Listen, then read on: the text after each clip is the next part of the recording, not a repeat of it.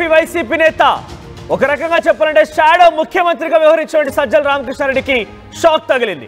సజ్జల అటవీ భూముల ఆక్రమణలపైన విచారణకి ఆదేశించారు. ఇప్పటికే 2 రోజులుగా సర్వే కూడా కొనసాగేందుకు ప్రయత్నం చేస్తున్నారు అధికారులు. కానీ సర్వేని అడ్డుకుంటున్నారు సజ్జల బంధువులు. రెవెన్యూ అధికారుల సహకారంతో సర్వేకి అటవీ శాఖ అధికారులు ప్రయత్నం చేస్తున్నారు. కడప ఆర్డీఓ డిఎఫ్ఓతో స్పెషల్ టీం ఏర్పాటు చేశారు కలెక్టర్.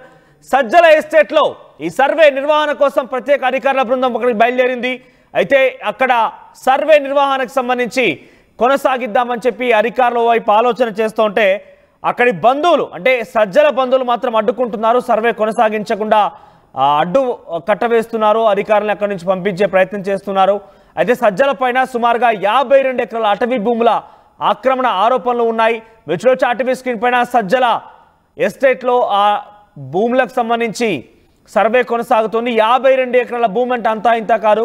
చాలా కీలకంగా వ్యవహరించినటువంటి సజ్జల రామకృష్ణారెడ్డి ఏకంగా షాడో సీఎంగా కూడా ఆయన అభివర్ణిస్తూ ఉంటారు వైసీపీ నేతలు. అటువంటి వ్యక్తి ఆయన ప్రభుత్వంలో ఉన్న సమయంలో 52 ఎకరాల ప్రభుత్వ భూమిని అటవీ భూమిని పూర్తిగా కూడా ఆయన చదును చేసుకొని ఆక్రమించేసుకున్నారు.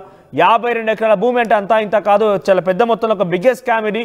దీనిపైన ఈ ప్రభుత్వంలో సర్వేని ఆదేశించింది. ప్రజెంట్ సర్వే కొనసాగుతోంది. ఆ సర్వేకి సంబంధించిన దృశ్యాలను ఆర్టీవీ స్క్రీన్ పైన చూడొచ్చు.